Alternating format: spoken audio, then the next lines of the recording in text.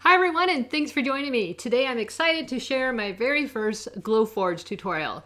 You guys have been asking me for GlowForge tutorials and why I don't show it, and I really don't have an answer to that. I just haven't. But I've had the GlowForge for over 2 years and I do use it occasionally to make a lot of gifts, and today I had a gift to make. I found these cutting boards at TJ Maxx. They are actually cheese boards. So I thought this would make a really cute gift for one of my bosses. So I used the GlowForge and I made this. So I'm going to package it back up with the knives and cheese forks and utensils that it came with. But what a fun and personalized gift this is going to be. So I'm going to walk you through how I made this on the GlowForge. Let's get started.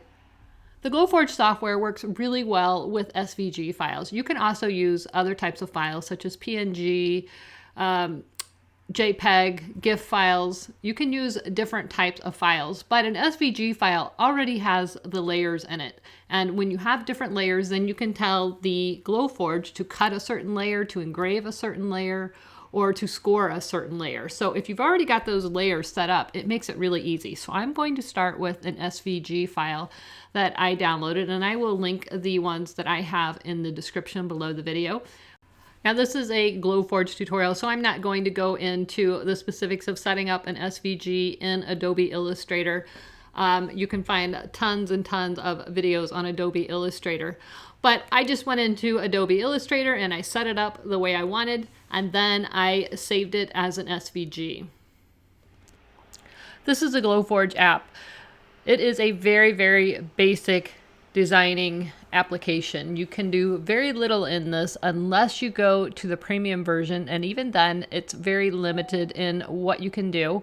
However, the premium version is about $50 per month. Unless you're grandfathered in, you could have gotten it for about $14.99 a month, but now it's about $50 a month, and for that price you can get the entire Adobe suite of products, which includes Illustrator, Photoshop, Lightroom, Premiere Pro, their entire library of Adobe products. So I just chose not to go with the premium version, but that is an option. So with the premium or the basic version, you can simply import your designs, tell it what you want it to do, and click start. So I'm not really designing in this software. So I have created an SVG, as you know. So we're going to click plus, and it's going to ask us if we want to import artwork. We're going to say yes, and we want to upload. And here is the SVG that I created. I'm going to click open. Now, when you place your item in the GlowForge, it automatically scans it, and that's what we're looking at. Here is the cutting board that we're going to be creating on. And all I can do here is simply place my design where I want it on that cutting board. So I am just kind of eyeballing it. I can increase the size if I want. And maybe I'll go just a little bit bigger. So you want to place your design where you want it, and if you wanted to put anything additional on it, you would need to either go back out into your SVG creating software, or you can use PNGs or JPEGs, whatever you choose to use, but you would have to go out in that software to make those changes. If you have the premium edition, there are some text tools up here, some shape tools. Like I said, very limited, but there are some designer tools that you can use up here at the top. So over here, you can see the layers of my SVG. So the GlowForge doesn't know what kind of material I have in here. If I had used GlowForge material, it would automatically recognize it. They have a UPC code on them or a scanning code that tells the GlowForge what material you're using. But since I'm using a non-GlowForge material, it doesn't know what I have in here. So I need to go tell it. So I'm going to go to unknown. I'm going to use an uncertified material. And I need to tell it how thick it is. And it is just under ½ inch. So I'm going to put 0.4. I'm going to click submit. All right. So now I need to tell it what I want to do. I'm going to click on the words. I want this whole thing engraved. So I'm going to click engrave, and I have some settings. So this is an Acacia wood cutting board. So I'm going to use that, and we're going to go to Acacia, and I can show you the settings. I have a speed of 1000, a power of 70, 340 lines per inch, focus height 0.25, number passes 1. So this is what I found works really good for the Acacia cutting boards for me. You can set this all up. The GlowForge community has a ton of information in the GlowForge group. So if you're not sure what to set yours at, you can Google it and you will find it. There are also tons of spreadsheets that will tell you what to do. So I'm not going to get into all of that, but these are the settings I found that work the best for me.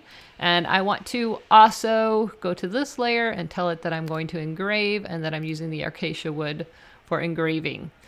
So that looks really good. I think I'm going to raise this up a little bit. I want to make sure that I am not going off the edges anywhere. And now I need to move the name. I shouldn't have done that. All right. So that looks good to me. The next thing I want to do is set the focus. So I'm going to go to right here, the 3 dots, and I'm going to click Set Focus. And I just need to click somewhere where I want it to focus, and that's where it's going to set the height and the focus. So I'll go right in the middle of the design. Now the GlowForge is moving, and it's just reading.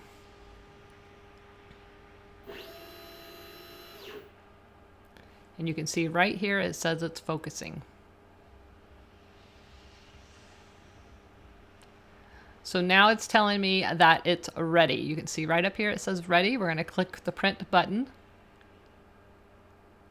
It's going to calculate how long it's going to take, and this is going to take a while. Engraving takes a while.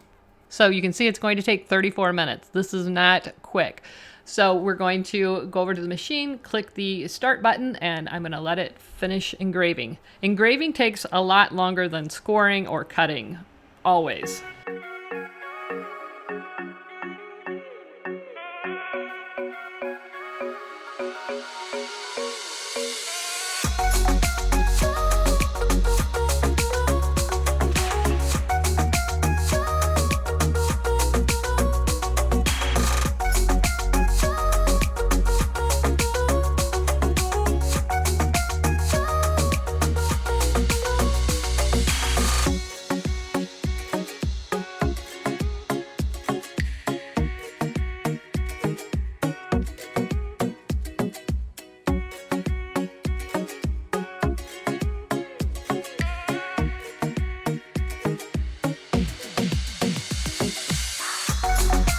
I wanted to be sure and show this. You must vent your GlowForge either out a window. I have this mechanism that I put in the window when I'm using it. When I'm not using it, I just take it out of the window. Or you can buy a portable filter system that sets inside the house. However, you do have to change your filters often.